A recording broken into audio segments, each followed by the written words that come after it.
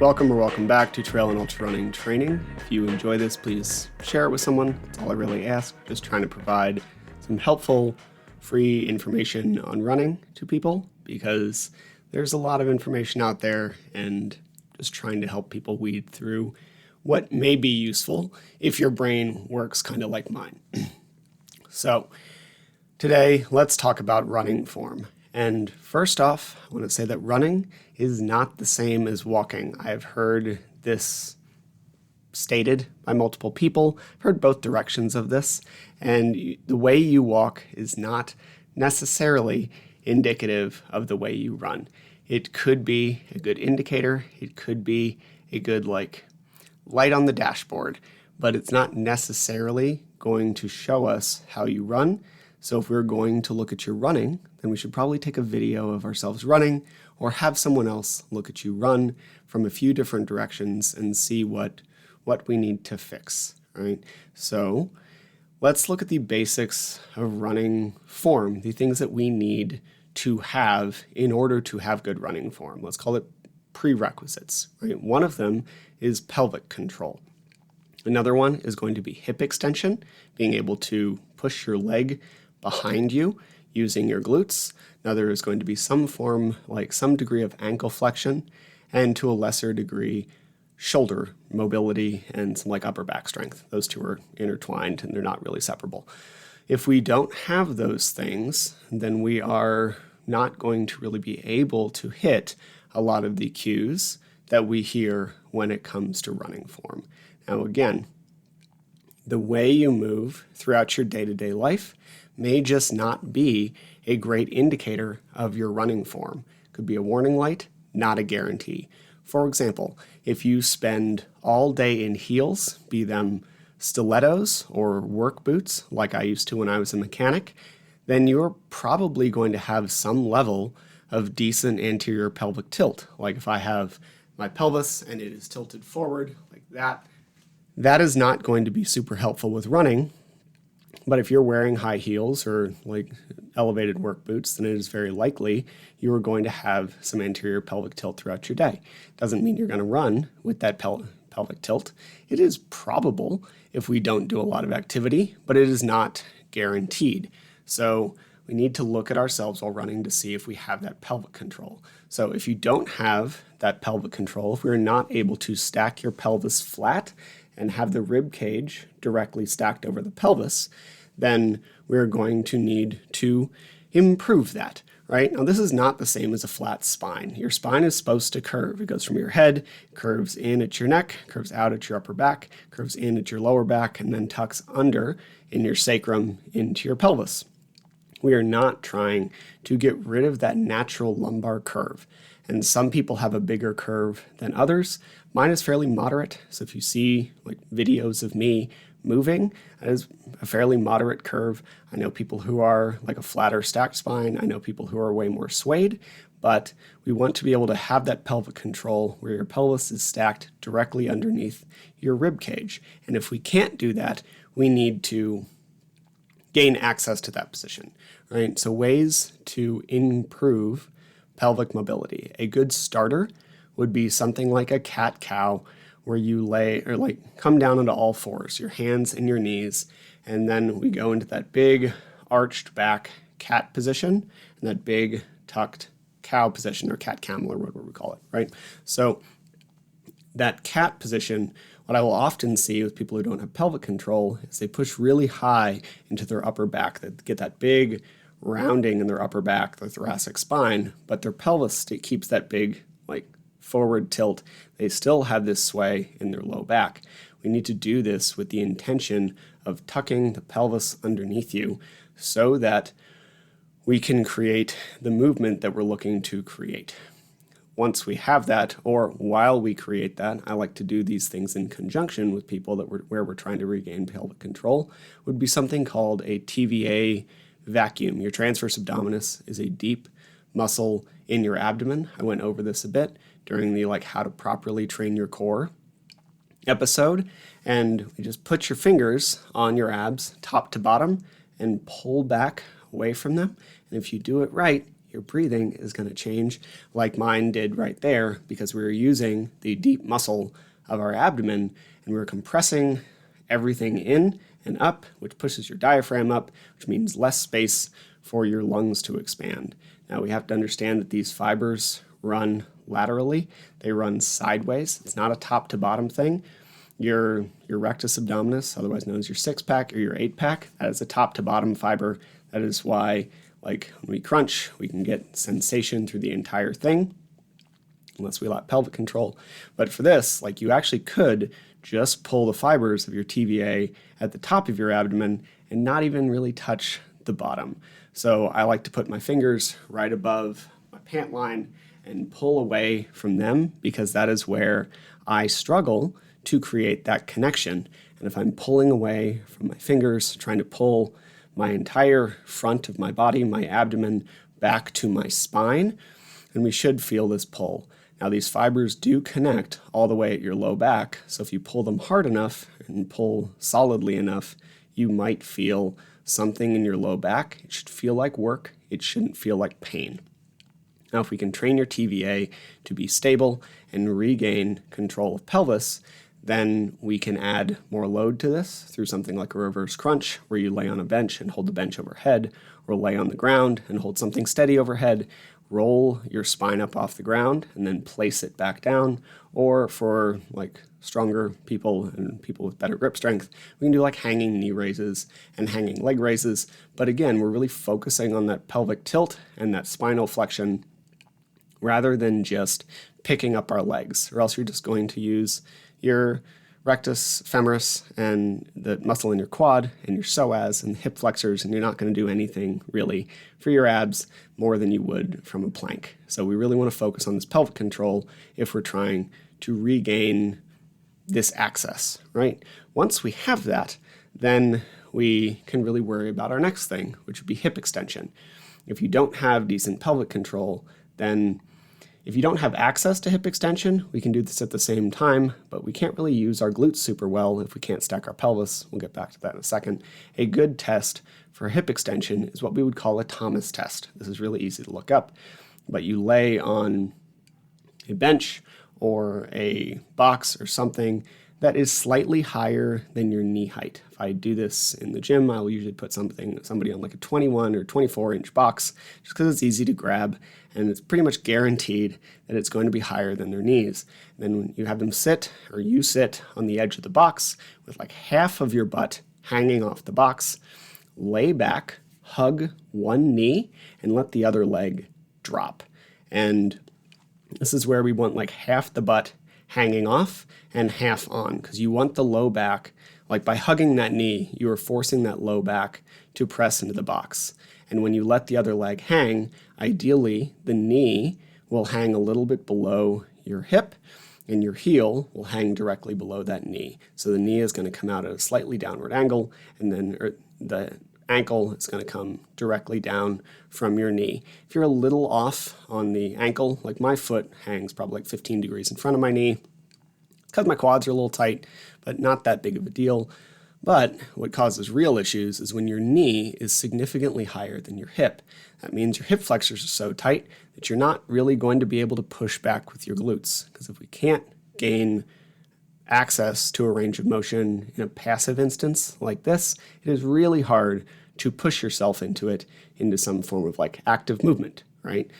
So we need to be able to create this extension in order to use our glutes when we run, right? Now, what leads to bad hip extension? It is usually going to be like tight quads or tight hip flexors or tight whatever, right? Now, something like a couch stretch from Kelly Starrett is a pretty aggressive way to stretch this, but you like get down on all fours, you place a shin flush against a wall, and then you come up, step your other foot out in front, and squeeze forward with your glutes. If you search couch stretch, you can see it either on my YouTube channel or plenty of others. Again, that is a really aggressive version of that. If your knee is farther off the wall, this will become easier. We can also do this standing by like placing your ankle on a couch and then like the back of a couch instead of the front and tucking underneath, but we want to stretch that quad at the hip flexor if we don't have access to it. Now, once we have that hip extension, we can use our glutes, and great exercises to learn to use your glutes would be like a 45-degree glute extension, where you get one of those 45-degree back things, and instead of coming up with your low back, you keep your back rounded, brace your torso, and squeeze your butt really hard, and then your butt is going to pull you up and let you come back down. Lunges can also be a really good corrective mechanism as long as you step out far enough, because they will force you, especially walking lunges, because they will push you into some level of that hip extension as long as you can brace your pelvis. This is why the pelvis was first, because if we don't have that pelvis, then we're just going to end up in that big swayed back and you're not going to get hip extension anyway. And then we can also do something like a higher rep hip thrust, and that can also help us to find our glutes, right? And if we're struggling to use our glutes when we run, any of these things like 15 reps of a hip thrust or something like that can be super useful as part of our warm-up before we head out the door, just to kind of remind those muscles that they exist, right? Now, once we have these things, we also want some ankle flexion. And what you really want is if you like put your hands on a wall and step back and drive your knee over your toes until you tap the wall, but the heel like just stays down on the floor, you want to be able to get your knee about a palm's width, including the thumb, past the ends of your toes. That is a ballpark. Everybody's going to be a little different based on like length of tibia, etc. But you want to be able to get your knee about a palm's width past your toes. And if we can't do that, even if you have good pelvic control and great hip extension, when you drive back, you are not going to be able to really use your glutes, because all you're going to do is drive through your calves, because your heel's already off the floor before you have access to your glutes. Now, when we go through this running, how to fix that would probably be pertinent. So stretch your calf, stretch your Achilles. We can step up on a step, put the ball of your foot on a step, and just let your heels drop. You can do this single-legged or both leg if you have problems in both leg. You can also do some like ankle or foot mobility stuff. I like an elevated combat stretch for this. You can look up what that is. It's pretty easy to search as well. Ankle inversion and eversion. So if we have our foot flat on the ground and we like tilt it side to side while trying to keep our shin straight, that is what we call inversion and eversion. As the inside of your foot comes up, inversion, inside inversion. And then as the outside of your foot comes up, that would be eversion. And if we do a few of those before we go through an ankle stretch, like a calf stretch, then we'll create a little more space in the foot and give the tibia a little more room to move. Finally, I mentioned shoulder mobility or upper back strength, or whatever, because they're not really separate. If our shoulders are always round forward, probably have some like constantly on, concentric, tight, whatever you want to call it, pectoral muscles. And so we want to create space up here in the chest and like front of our deltoid, and then some strength in the upper back. So space, we could do a like dumbbell bench press, or we can do an hands elevated push-up, but really focusing on that deep stretch at the bottom and pinching your shoulder blades back together. You can also use a band to come up and over through some like pullovers, whatever it is that gets some space here. And then we can do something like a row, be it a dumbbell row or a T-bar row or a Meadows row or like a hammer strength row with a wide grip, any kind of row that keeps your elbows out a little bit and allows you to pinch your shoulder blades together is going to build that upper back, and you will feel the engagement between your shoulder blades. And then once we have all this, we have positioning to run well. This is not to say that you shouldn't be running while you go through this. It is just, this is the like prerequisite mobility stuff. If we're really going to get nitpicky about run positioning or run form, then we need to have access to some of this, and we can build a lot of this while we run, and we should be building a lot of this while we run, because it is going to help us run better, more efficiently, more effectively, whatever words you want to say. So once we have access to all this, we are going to make our pelvis flat. We're going to stack the rib cage over the pelvis. You're going to lean forward at the ankles, not the hips, and then you're basically going to want to fall over. And then running is just catching yourself from falling. And you load your body weight over your foot, When your foot is directly under your body, you're going to drive back with your glutes by creating that hip extension. I like, I can't remember his name, Matt Meinard, push with the tush idea. In order to push with the tush, you need to stack the pelvis and create glute hip extension, but push back with the tush. And then we want to keep the knee bent a little bit for endurance running. You don't want to fully flex the ankle and fully flex the knee, because for anything over probably an 800-meter race, that is more of a sprint position, what we call triple extension, where you extend the hip, extend the knee, extend the ankle. That is a great sprinting form. And if you look up a lot of running form online, that is the picture you're going to see. But we actually want a small bend in the knee the entire time for endurance running. And then keep your heart up, and that's good, right? So stack rib cage over pelvis, lean forward at the ankles, catch yourself from falling, load foot under body, drive back with the glutes, and keep your knee bent a little bit. Once we have, and then there's this conversation about arm swing, which we should mention here for completion's sake. I don't talk too much about arm swing. Don't try and swing them aggressively forward from your body. We want the elbows to be going in this back and forth motion, right? But arm swing tends to be a manifestation of shoulder position, right? If my shoulder is always forward and very anteriorly rotated, I have no choice but to swing across my body. If my shoulder's kind of back, my heart's up, and I can keep everything stacked, then I will naturally swing more forward, like everyone talks about. I don't really talk about arm swing, because if we fix the other stuff in the upper body, then the arm swing fixes itself. Further, they did a study where they tied people's hands or duct tape or something to the top of their heads, and they only saw a few % decrease in performance. So if we're swinging here, slightly across the body versus directly in front, it just probably doesn't matter all that much, and it's not where I would have anybody who isn't either really struggling with shoulder stuff or getting paid very large amounts of money to run, put any amount of stress whatsoever. If you fix the shoulder position, we should fix the arm swing. So those are our basics on running. One of the things that I think this is really just whatever effect it is when you see a blue car, then you see 1,000 blue cars. Since or once you buy a blue car, you see 1,000 blue cars. Same idea here.